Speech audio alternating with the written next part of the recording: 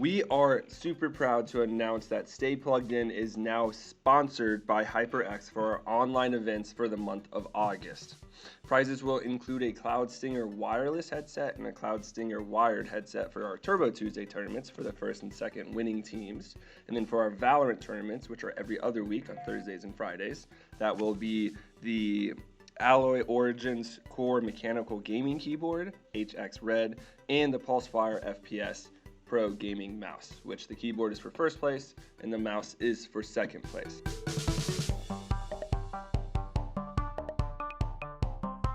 Hello, everybody, and welcome back to another episode of Spincast. Today, we are diving back into the world of collegiate esports at the University of Arkansas in particular. Joining us today is ZACHARY HELBERG.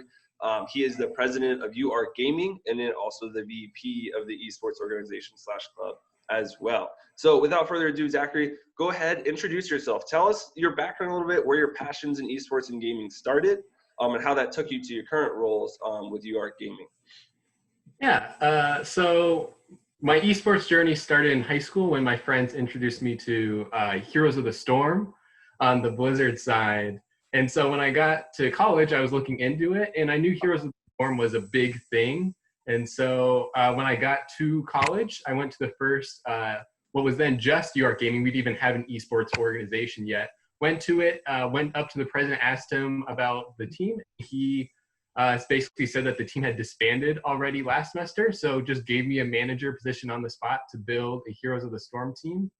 Then from there, I helped organize some events, kept running the Heroes of the Storm team, and then when our last president graduated, I became won the election to become president of UARK Gaming, and then from there, helped to create UARK Esports, which is a club sport at the University of Arkansas.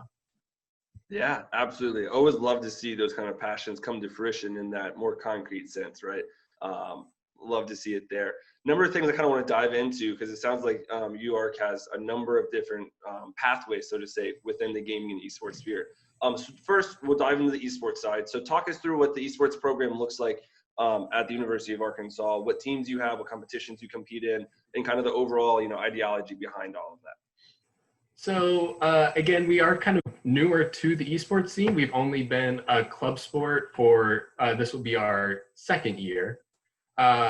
And so we have we're about to have 9 teams. We have Valorant tryouts next week, actually. And then we have an Overwatch team, a Heroes of the Storm team still, a Fortnite team, a Call of Duty team, and a League of Legends team. So again, it's still kind of fluid because if someone wants to be interested in a new game, like someone came up and was like, hey, I want to start a Smite team.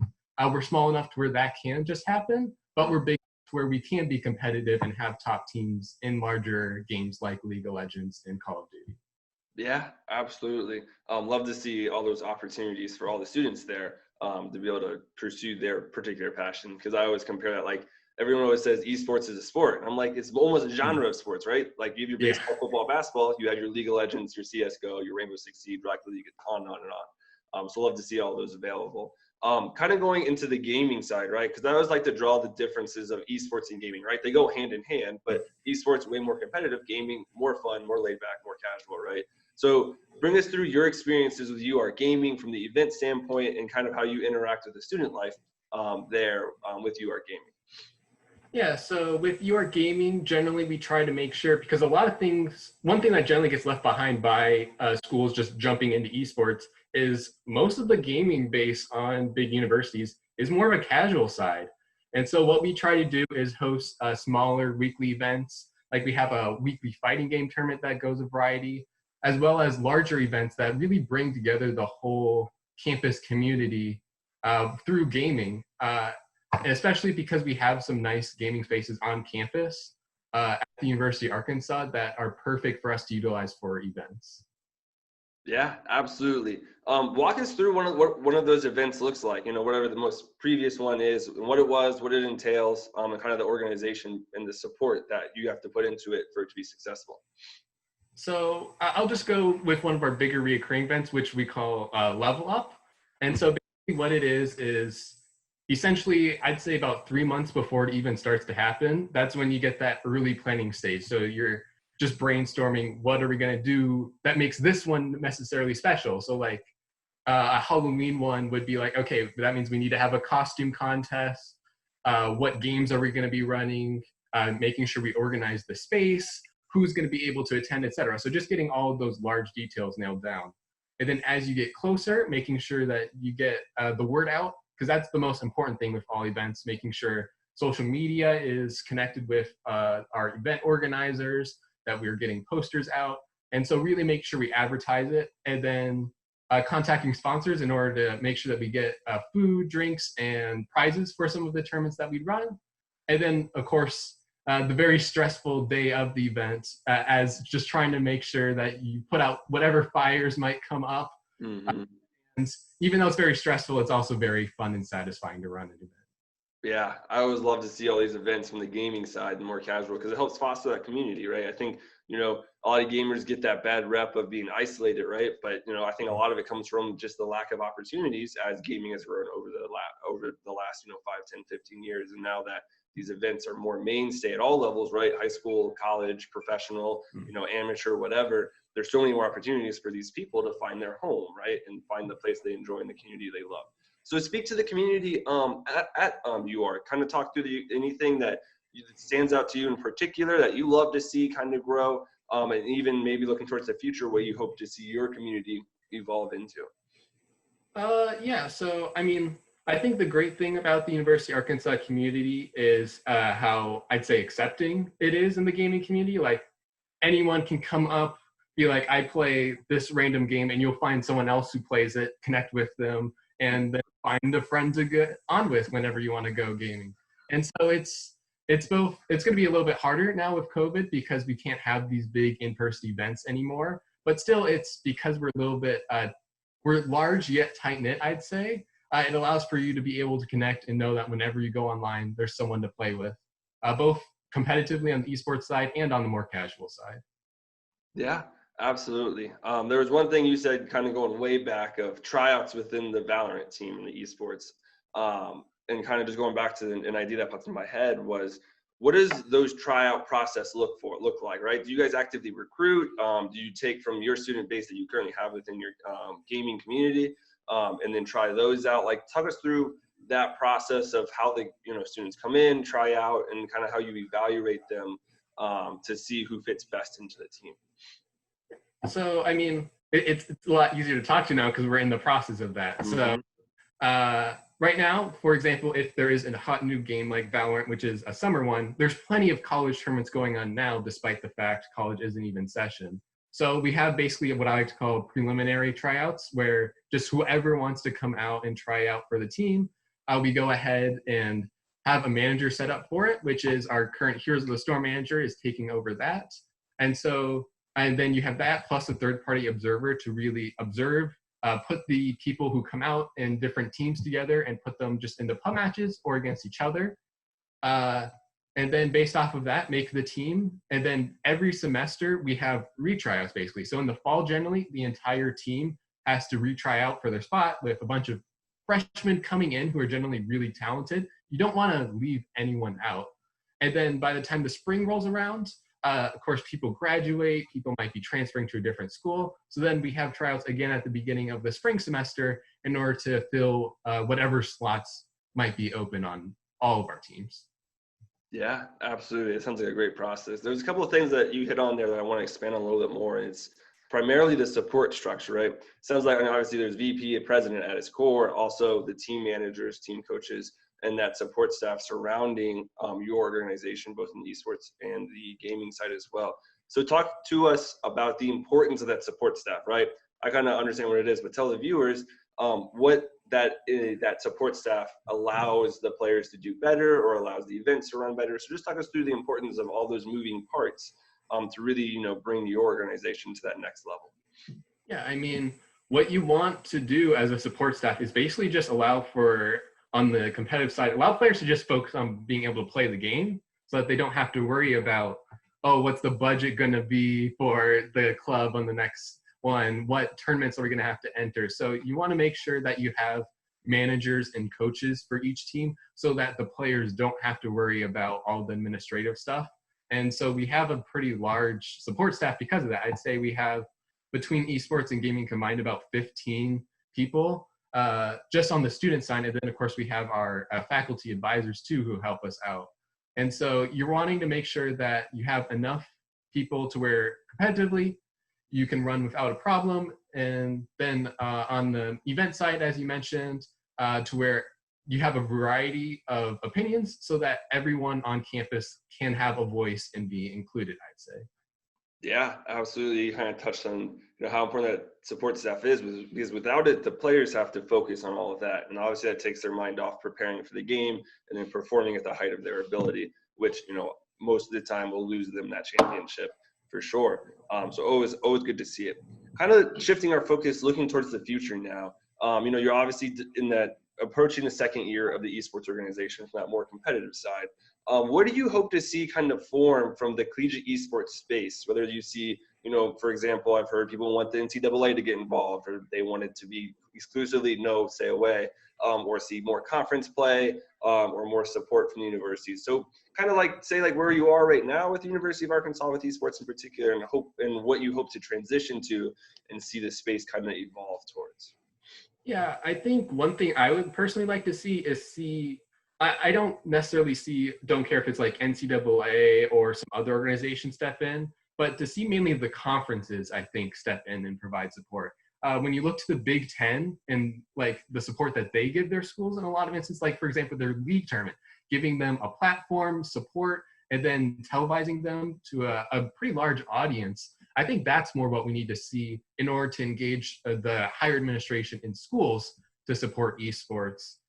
More beyond just the numbers. Like at Arkansas, despite us only being a club sport for 3 semesters, we are already one of the largest club sports and one of the most successful ones. Mm-hmm. We already can have success as a varsity sport, but the school is very hesitant to go into and just dive straight into being varsity and all of the space and scholarships and money that entails without seeing support from other people around that are close to them. And so, of course, at Arkansas, that's the SEC, where we've had it. There really hasn't been much help on the conference level between like the organizations themselves, like between us, UT, Missouri. The student organizations have some cooperation and are creating events, but the conference itself isn't. And so I think if the conference steps in, you'll see more schools going varsity and it becoming more of a legitimate thing in the eyes of administration. Yeah, absolutely. It's kind of like reverse compared to professional esports, right? Professional esports kind of went top down, right? Where there's that massive professional scene. And then now you're seeing a tier 2 scene, tier 3 scene, and then, a pretty advanced community scene, depending on what game that you're looking at, of course.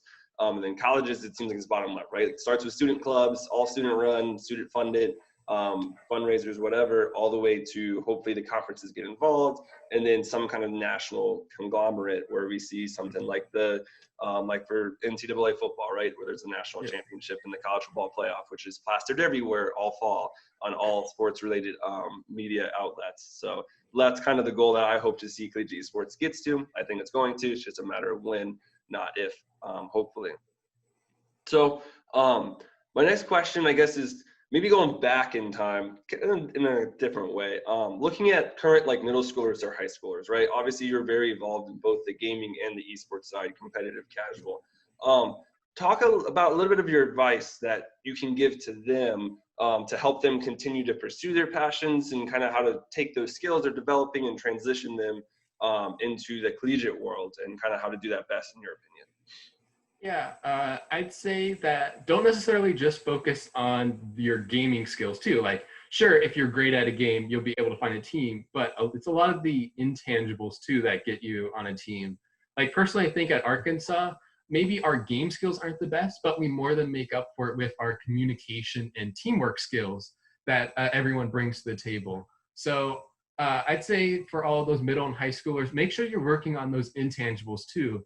Getting on just a team that competes in smaller tournaments in order to work on being used to being on a team and communicating with your teammates, getting into a practice schedule beyond just getting on, booting up the game and going into ranked matches. It's totally different when you're on a team and having to communicate and work together, I'd say. So making sure you, of course, continue to work on your game skills, but also on your personal skills.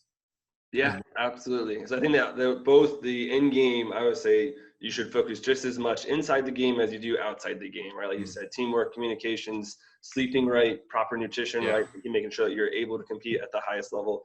And also your in-game mechanics, right? Making sure that you can control recoil, or in Rocket League, get that perfect aerial, and on and on and on, right? In-game mechanics are incredibly complex.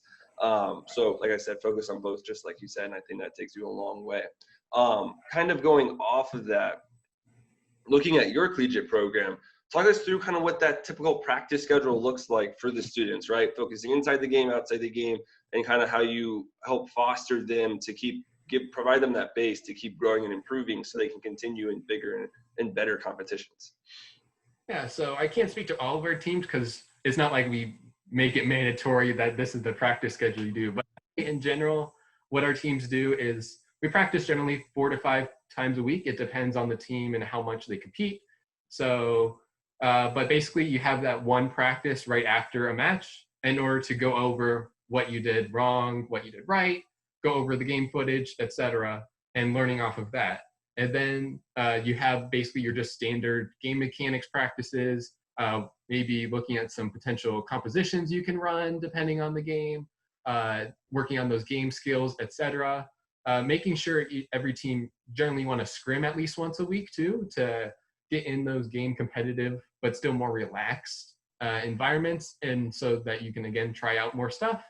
And then the practice before, making sure that our teams are scouting our opponents, looking for any weaknesses that you could potentially pounce upon. Because again, a lot of that stuff, because college esports is not as big, a lot of the teams are more relaxed. So if you go in with the game preparation, both by analyzing your past mistakes and by looking at what the other teams might be doing wrong, you go in with ahead of your competition before it's even begun. Yeah, absolutely. I think that there's one important that I want to expand on is, learn from your failures, right? Don't let, especially in esports, I think kind of the trope right now is that people oftentimes look for greener pastures instead of trying to make their pasture greener. But like your response there was, the latter there, where you try to make your pasture greener, right? Do VOD review, learn from your mistakes, figure out where the strat's wrong or figure out where the positioning is wrong. So as a team, you can be better set up for success. So absolutely love to see it there. Unfortunately, we are running out of time. Absolutely great discussion on a number of different points in the esports and casual side of gaming, and kind of hoping to see that long-term success in the esports, especially collegiately, becoming mainstream like it is in traditional sports. So real quick, Zachary, plug yourself, plug the University of Arkansas. Tell us where we can keep up to date on social media and any other platforms you might have. Yeah, so our biggest social media platforms, of course, Twitter, I'd say, is our biggest, but the most essential for anyone looking to join University of Arkansas now or potentially down the line, or just to play with the people who are in the club, is to join our Discord. But you can find that at our Twitter at York Esports, and then from there, find the link to join the Discord to stay in the know with everything that's happening. Yep, awesome. I always say, kind of ad lib to that, it's never hesitate to reach out. I know everyone that is basically a guest on this mini podcast series loves to talk esports and about the industry in any kind of holistic fashion. So never hesitate to reach out to anybody involved with even Stay Plugged In or all of the guests on the show, University of Arkansas right now, of course, because we all love just to see our space grow and make esports better for everybody. So once again, thank you so much, Zachary, for joining us today. Like I said before, a lot of great discussion points. To everybody out there, all the viewers, thanks for staying the whole time. Stay healthy and stay happy in the current pandemic. Make sure you take care of yourself and your loved ones. And ultimately, stay plugged in.